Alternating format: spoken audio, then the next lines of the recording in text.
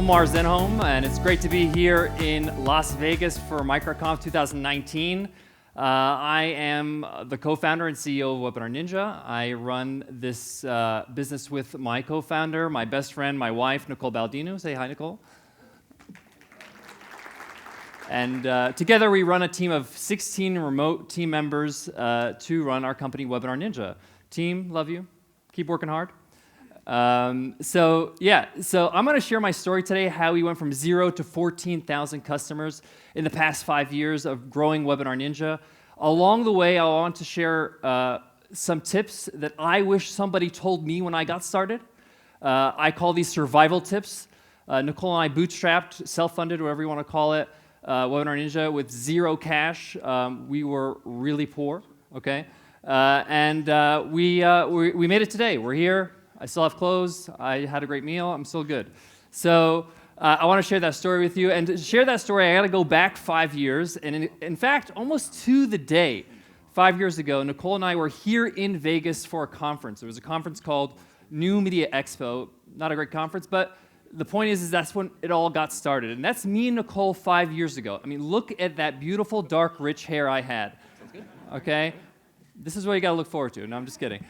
I've earned every gray hair and every hair that I've lost, but that was us, green, happy, beautiful, right? But the truth is that event was incredible for us because it was a pivotal moment. We met some very interesting people. I'm sure you're having these experiences today at the conference. At the time, we just launched our own online program called the $100 MBA, which is exactly what it sounds like, a $100 MBA education. But we weren't ballers or anything. We had less than 50 customers, less than 300 people on our email list. We had virtually no audience, no traffic. And like I said, we were flat broke. And when I say flat broke, like we were trying to figure out how we're going to make rent, okay? And somehow we scrapped together enough money to buy 2 super, super duper early bird tickets for the event, got a couple tickets to Las Vegas, got into a Fleabag room into the Golden Nugget on Fremont Street, like one of the oldest places in Vegas.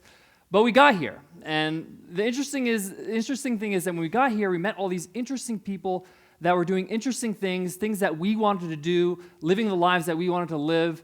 And I realized something, like even though I was side hustling for about 10 years before this point, I left that conference with an interesting feeling. I felt absolutely stupid, right? I started to feel like, wow, I don't know anything. Like, I thought I knew it all, and I need to reevaluate who I am. Like, it was an incredibly humbling feeling, but we also left really feeling inspired. Again, we were seeing people doing things we thought, wow, this is possible? That person's normal, just like me, and I can build a business like that. I can be able to live a life like that. And it was just really, really inspiring. But the biggest takeaway that we got from the event was every single person that I met at that conference that was successful, that had a great business, had one thing in common. And that leads me to my first survival tip, okay? And that's, if you have no audience, you have no business. Every single person at that conference that had a successful business had an audience, had a successful blog, a great YouTube channel, something going on, a great email list that they can reach out to. If the Kardashians have taught us anything, is that if you don't have an audience, you don't have a business, okay?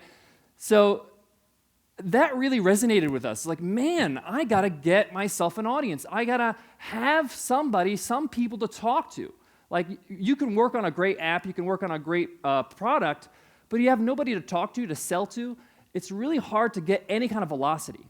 And it just became really apparent to me that, like, maybe the audience is more important than actually having the business or the product.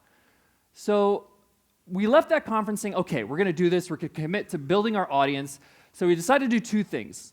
We started a podcast, and we started doing webinars. Let's start with the podcast. So the first thing that we did is we started this podcast. Nicole was like, okay, we're going to start this podcast. We're going to kill it. It's going to be amazing. We started this podcast called People Who Know Their Shit. It's a great name, right?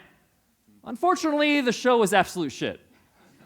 Okay, and it was, we really tried hard. It was an interview podcast. We interviewed people and great entrepreneurs. 46 episodes. We really put a lot of effort into it. But it didn't really move the needle. Like we really didn't have a great audience.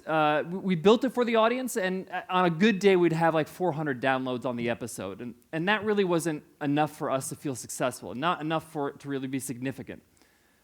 So Nicole and I really thought, hey, what's going on? Why are we not successful? Like, should we just give up this podcasting thing? Like, no, podcasting is an interesting medium because you could build a relationship with people. People will start to trust you. People start to understand why you built your business. And if they resonate with your why, they'll want to get to know your products and services. So we thought, hey, both Nicole and I have over 13 years of experience in education. I was a teacher for 13 years, so was Nicole. Why are we interviewing people? Maybe we should be teaching on this podcast. So we retooled and we said, okay, let's start a new podcast, and we called it the $100 MBA Show, which is daily short 10-minute lessons. 5 days a week, we would deliver a new business lesson. And we just put our heads down. We worked really hard on this podcast. We launched it in August of 2014, and we got an audience. It was different. People usually are accustomed to interview podcasts at the time. They thought it was interesting because it was short. We were fortunate enough that iTunes awarded us Best of iTunes, which is like one of the best podcasts of the year, which gave us a lot of traction. And we've had over 1,200 episodes, over 90 million downloads, 90 now. And we get over 120,000 daily listeners. So it's a lot easier for me to speak to somebody that already has a relationship with me, knows who I am, knows my story, and say, hey, by the way, I also have these products or services that may be of interest if you're interested in this content. So that was a huge takeaway for us. If I'm being completely honest, I would not have WebinarNinja if it wasn't for the podcast, if it wasn't for my audience. I would not be on stage today. Like, I would be a nobody, right? So I really believe that whatever you're working on, think about how you're going to build an audience, whether it's blogging, whether it's a YouTube channel, whether it's a podcast, whatever medium you choose. The second thing we did is we started doing webinars.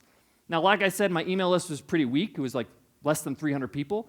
So webinars were like fascinating to me. I was like, what? You just teach on video and then you maybe give an offer and then people buy your stuff? Like, are you serious? I could teach. I've been doing it for 13 years. This seems pretty cool. And I ran my first webinar. I had 10 registrants, right, and 5 attendees. But at the time, 10 people signing up. It took me like 2 weeks to get 10 people on my mailing list back then. So I was like, this is great. I love webinars. So I started doing webinars week after week. I started to get comfortable with it. I really enjoyed it. But unfortunately, it's 2014. Webinars are still early.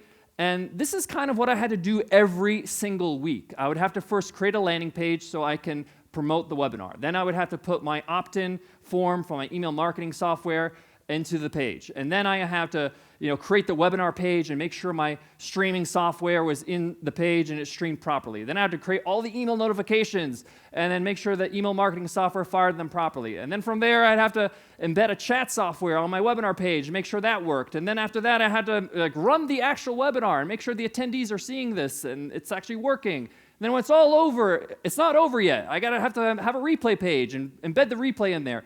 And I did this every single week. And I was just like, this is insane, but it's working. So let me just keep on doing it.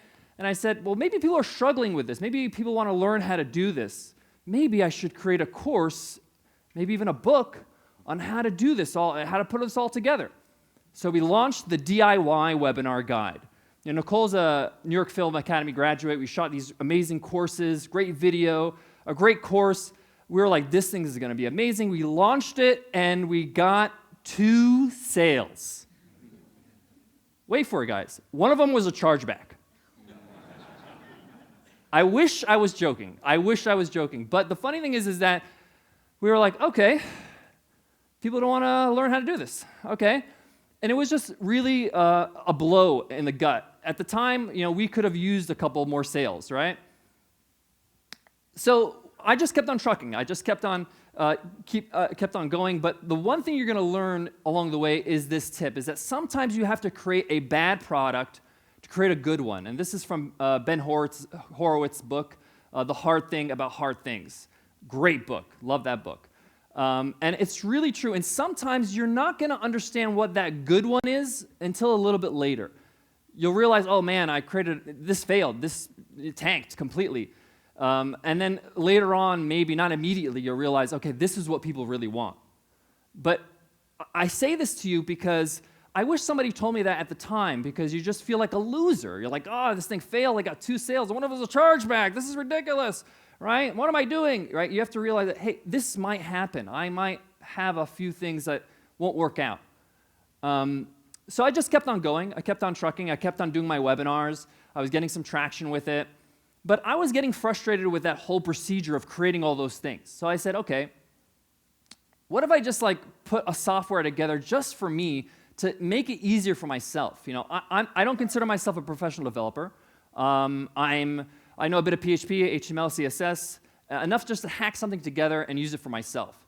So I started using this software to run my webinars. And as I was running the webinars, you know, I started scratching my own itch. I was like, okay, this is cool. This feels good. This is interesting. But as I was running it, the attendees on the webinar started asking me, like, hey, what are you using for this webinar? And I said, just a software I slapped together. And they're like, well, can I buy it? And I was just like, give me a minute to put a landing page together. But the point is that I learned my lesson from the DIY webinar guy that, like, there's a difference between somebody saying, hey, that's a great idea. Yeah, I would buy that. Wonderful idea.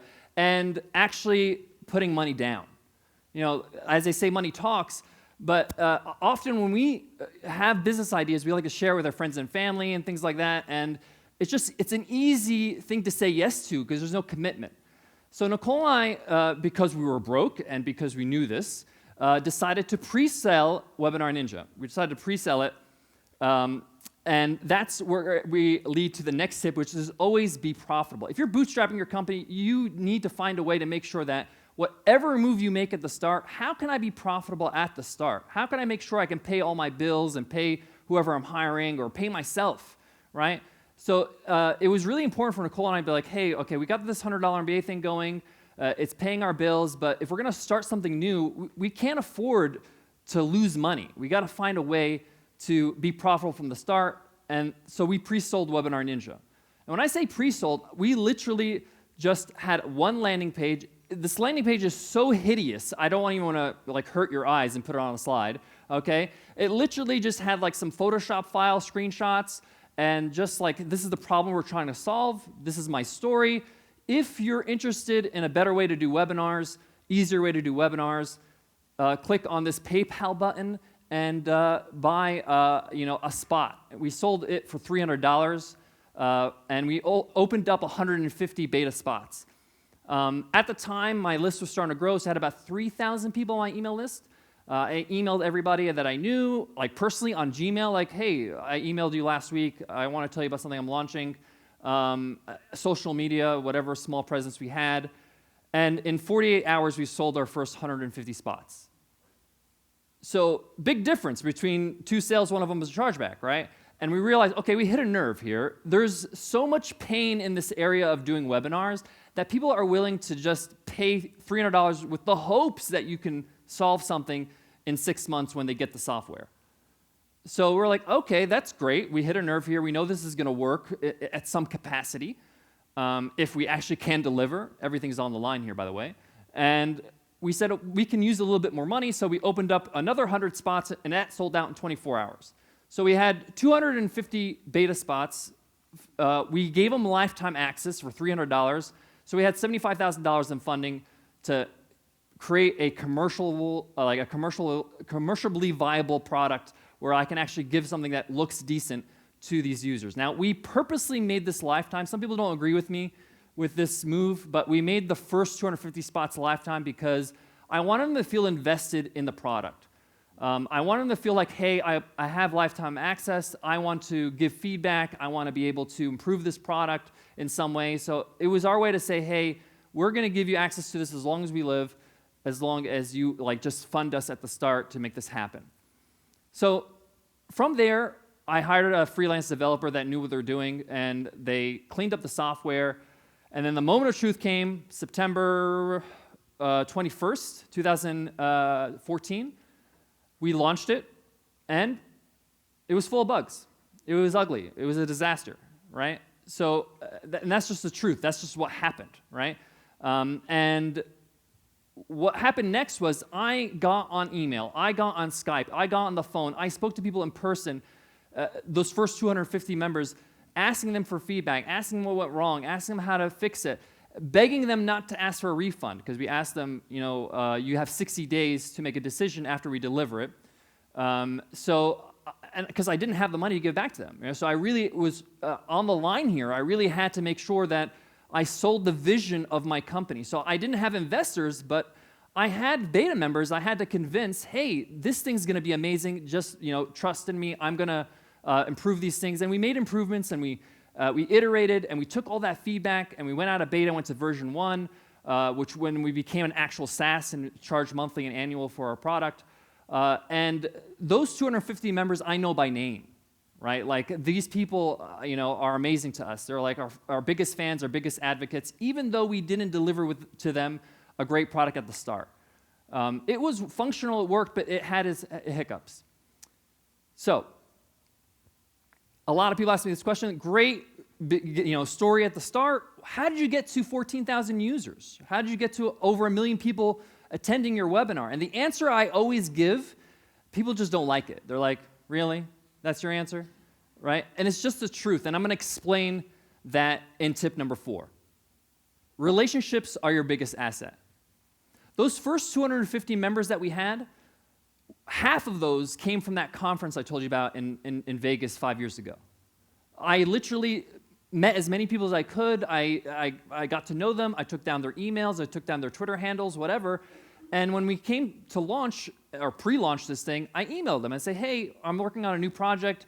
If you could spread the word, or if you're interested, here's the link. They all like, hey, I'll support you. Sure, it's not that much money. Let's go ahead.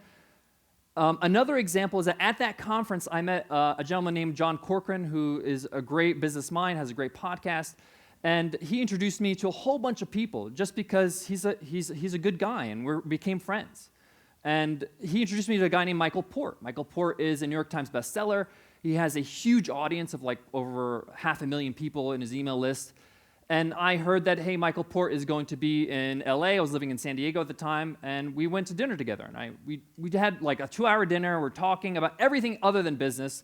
And at the end, he was like, hey, Omar, I really like you, man. What's going on in your world? And I said, I just launched this new software. It's called WebinarNinja. This is what it does. And like my whole thing was like, it would be awesome if this guy just used my product, right? I was just like, hey, man, would you like to try it out? Would you like to be a user? And he was like, well, why don't I do a webinar with you for my audience? And that way you can be exposed to my audience. And I was like, what? Are you serious? That's amazing. I would love to like give you an affiliate link. He's like, no, I don't want any money. Just go ahead and do it. You have a great product. I support you. Boom. And people were like, what? Are you serious? People actually do that? Yeah, there are people actually just want to help you out. They see themselves in you.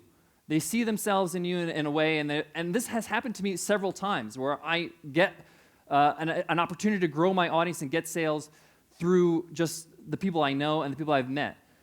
So what's my secret? Well, my secret is I encourage you to channel your internal Mr. Rogers. I grew up on Mr. Rogers. If you don't love Mr. Rogers, get out of this room right now. Mr. Rogers is the epitome in my book of somebody who's selfless, helpful, kind, wants to help people out, has helped a generation out, right? And I don't want to be cheesy or corny, but like when we go to conferences, when you email, when you tweet, I think this is a good approach of being like, I just want to help this person out. I want to be a good person and just be a nice friend. Like Mr. Rogers was my friend as a child. Like I used to go home, watch Mr. Rogers. He was my buddy. And I just I want to make friends with people in this space. And I don't really care if it comes back to me or if we do a joint venture or we do something. I don't care about that. I'm interested in these people. I like them. I want to be their friend. And I want to help them in any way. So there's a technique that I want to share with you that is super easy to do, and it's not salesy or markety because, again, you're just staying in touch with friends. So I want you to make a list of 60 people. And these people could be people that you've met at this conference, people that you want to get to know, people that you've been meaning to get in touch with. And you can just put it in a Google Sheet or an Excel file or whatever. And every week, I want you to message 5 people, okay? And this message doesn't have to be like, hey, what you're working on? Maybe we can partner up. No. Like, how would you message a friend? I would say like, hey, I saw that you had a baby on Facebook. Congratulations. Or how was the flight back home from MicroConf? That was crazy weather when we left. Hope you're doing well. Go Celtics. Whatever. Like, you don't have to be something you're not. Just be a friend. I do this all the time, and it could be a message, it could be WhatsApp, it could be a tweet. Just stay in touch with 5 people a week. Once a week, I want you to make one intro to somebody else. So if you met somebody at this conference that was interesting, that was doing cool things, and you know somebody else, like, hey, do you know John? I met him at MicroConf. He creates mobile apps, amazing guy. I'll let you guys take it from here. And what that does is that allows other people to feel like, wow, Omar's a connector. Next time I meet somebody interesting, I'm going to introduce him to you. Introduce him to Omar, right? So I want you to try this for 12 weeks. 12 weeks of doing this. That means at the end of the 12 weeks, you'll have contacted all 60 people. It's only 3 months. And what happens is that you're constantly in touch with the people that you want to be in touch with. So it's not like, I haven't spoken to you in years. And it builds that relationship and that rapport. And to me, this is the secret of growing a business, is your relationships. And it's amazing how it comes back to you. I don't know exact data. I don't have a chart for you, but this works. I also want to say that I still make mistakes. And I want to say that to you because, I've been doing this for 5 years. I built businesses for over 15 years. Side hustling, I had an e-commerce business for a very long time, podcasts, all this stuff, right? Till this day, I still make mistakes. The fun thing about mistakes is that the more you make, the better you get at course correcting and saying, okay, that was a mistake, let's move here. Now, of course, you want to learn from your mistakes, but what I want to say is don't beat yourself up every time you make a mistake. Why? Because there are going to be more, and you're just not going to make it if you keep beating yourself up. So I still make mistakes. I've made mistakes just this month. I've learned. I moved on. It's all good, okay? And that leads me to my 5th tip, is this is supposed to be hard. I wish somebody told me this. You hear on podcasts like, oh, if I knew it was this hard, I would have never tried. No. I want to know how hard it is, because the whole time when I was struggling, I was like, am I stupid? Am I an idiot? Am I weak? Why is this so hard for me, right? But the truth is, after getting to know other entrepreneurs, hearing their stories, talking to people here at MicroConf, reading autobiographies of great entrepreneurs, it's a struggle. It's supposed to be hard, okay? So if it's hard for you at the start, if it's hard for you while you're building, it's okay. That's the rite of passage. That's how it's supposed to be. That's just, you're on cue. It's all good, right? So to illustrate this, I want to give you this image here, okay? And I didn't make this up. I took this from Zig Ziglar, which is, he was talking about personal development, but I applied it to business, and in SaaS business in particular. So at the start, when you're in the idea phase or when you're about to launch, you're at the base of the mountain, right, with the guy with the sunglasses, right, the smiley face. And you're having a great time. The sun's in your face. You're just taking a walk, really, right? And it's a good feeling. You feel inspired, and it's great. And you see this beautiful vista, beautiful mountain, amazing. As you start trekking up the mountain, you're walking up, you're still hiking, right? You're starting to sweat, it's a little bit tiring, but you're still having a good time. You're having a bit of struggles, you make a few mistakes, sales are not as good as you think it is, but it's fine. You're still living the dream, right? As you start moving up the mountain around phase 3, your quads are killing you. You're like, whoa, this is hard. I'm kind of plateauing. I can't really move up that fast anymore with hiking and all that stuff. I'm maybe at 7 or 6 or maybe 8,000 MRR, and you're not growing as fast as you used to. You're not moving up as fast as you used to. A lot of businesses stop here, and it just becomes like a side project, a hobby, something like that, right? And they fail here. Why? Because they don't realize that, the hiking, the same thing they were doing to get to that point, is not going to take them to the top. You got to start doing other things, you have to start climbing vertically. You got to start actually vertically climbing with tools. There's a different atmosphere up there, different weather. There might be different people up there that you have to understand how they work. You might need a Sherpa to show you up the way, somebody who's been up that mountain a few times and knows, what to look out for. And this is a phase I got stuck on for a bit, and it's because I was too proud. I said to myself, oh, getting a coach or getting somebody who can help me out, that's for people who are not intelligent enough to figure it out on their own, or somebody who's weak or not motivated. But you do need somebody to help you along the way that has done it before. Nicole and I have hired Dan Martell, he's a great coach for us, and he's done this a few times and advised companies. So like, it's okay to ask for help. It's okay to say, all right, I got this far on my own wits. I need help. I need to know how to get up there vertically, whether it's an advisor or whether it's somebody who's gonna, come on board to your company and give you some, some tips.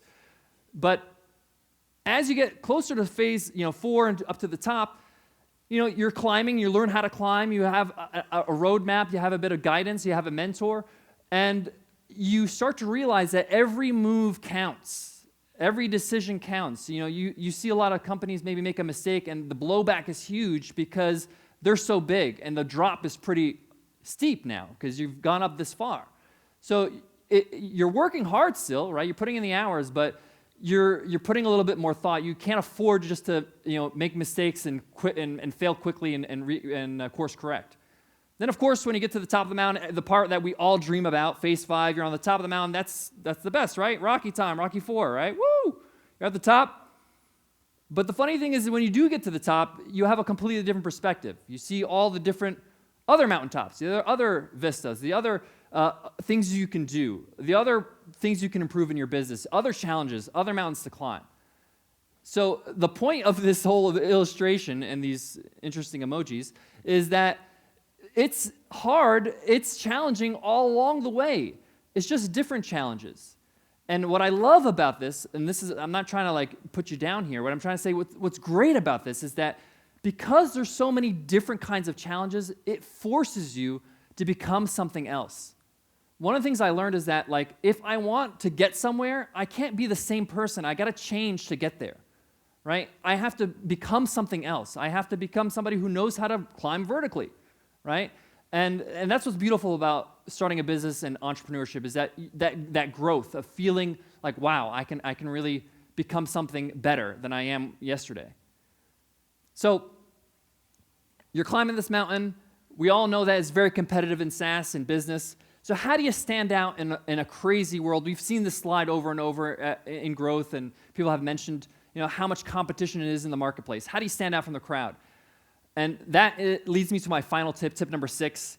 Your difference is your power, okay? I struggled with this for a while. My parents migrated from Egypt to America in the 60s. I grew up just feeling different, feeling I don't fit in. I look different. My name is Omar Zenhom. No one's ever heard of it. I would go to Egypt in the summer for summer vacation. I would come back, they'd be like, oh, like, how was the camel ride? Ha, ha, ha, that type of thing, How's King Tut? That type of thing. So I grew up feeling different, right? And I thought that was a weakness. I thought that, maybe I can't make it. My name is Omar Zenhom, right? If you Google my name, it takes you about 5 pages to find a different Omar Zenhom. So I use it to my advantage. That is my power. Poor Justin Jackson, he's got like 5 pro athletes ahead of him, right? The poor guy. I never built a SaaS company before. I never built a software business before. But I was a teacher for 13 years. I didn't neglect my past. I didn't say, no, I'm not a teacher anymore. I'm a business person now. I'm a software person. Screw teaching. No, that was my advantage. Our marketing is all education-based. We teach people how to run businesses, how to run webinars, how to be able to promote their webinars with education in mind. And people love it because it's not as hyped up and salesy as our competition. They're like, oh, I could teach, but sales is kind of intimidating, but I could teach. Teaching sounds something I can do. And that became our advantage. Our difference became our advantage. I was totally broke. Nicole and I didn't have any money, so we were forced to think creatively about how we can fund this project. I really believe constraint really, breeds creativity, forces you to be creative and have creative solutions. I'm not a pro developer. Everybody in this room is probably a better developer than I am, right? Nor am I a great designer. The first few years I was doing my own designs in PSD, and they were really ugly. Today we're so lucky to have Arena, our great UX UI designer. She's fantastic. But I'm neither of those. But I am a user. Like, I have run over 500 webinars. I know what people want. I am very in touch with what a host of a webinar would really love. So I can really inform the product when we have our team meetings. And lastly, I am not like any other entrepreneur I know. When I got on this journey of entrepreneurship, I honestly wasn't sure I can actually do it, mainly because I've never seen an example of me. I've never seen an Arab American successful entrepreneur. And I thought maybe it's not possible. Maybe it's just how it is. But then I thought maybe I could be that person. Maybe I can just embrace that. And in that, embracing that kind of understanding, I could be more memorable on a podcast, on an interview, on stage, at a conference. People will remember me more because I'm not like everybody else, or I'm an example they've seen over and over again. So I encourage you, no matter how different you are, your quirks, you're a huge fan of Michael Bolton, use them in your emails, instead of just writing, why are you unsubscribing, right? How could we be lovers if we can't be friends, right? So just embrace however weird you are, because that's your advantage. That's how you're going to stand out, by being yourself. Thank you very much, guys. I really appreciate it. I'm curious about your transition going from the DIY webinar content to the software. Was it just that the first one failed and the second one succeeded because it was more turnkey for customers, and how did you sort of go through that thought process? What were the signals that you were following to realize that the problem was still a meaningful one, but that you had the wrong solution? That's a great question. Because obviously a failure will let you know, okay, this didn't work, and it'll force you to ask the question, why? Like, why didn't this work? Well, I asked myself, well, if I'm somebody doing webinars, what is my biggest pain? And it's like, well, all that work. Well, I'm still doing all that work. Then I was like, oh, okay, maybe they don't want to do all the work. So I still kind of I still kind of created the software for myself first, and I really didn't consider starting a software business. It wasn't on top of mine. But it started to cement when I started to use it. I was like, wow, this is super easy. And then people started asking about it and asking like, hey, can we buy it and things like that. So I was like, maybe I should consider this. That's kind of the transition. Thanks for sharing. Wanted to ask, so for your initial spots that you sold, you mentioned that half of them came from that conference at Vegas. Mm-hmm.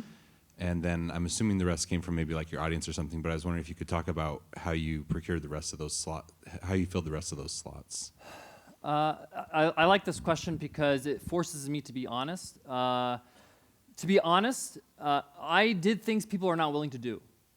Not anything illegal or anything bad. But I was willing to email people that I knew, that I met, and just actually sell them on an email. And it wasn't sales. It was just like, hey, I told them my story. Like, I launched this new software. I'm still kind of building it. This is what it does. I literally emailed people that have emailed me once, or I've heard of them, or I would get on a Skype call via like a DM on Twitter. I was, a part of a community called Fizzle, which was like an online education for business, and I had a chat with the founder there. I got his feedback, Corbett Barr at the time. So it was literally like one person at a time, emailing, calling, kind of door-to-door sales until I actually got there. I know that sounds like a lot of time, but I had no other choice. Like, what else am I going to do? Like, I don't have an audience. At the time, it was still growing. So that's really what I did. Left side over here.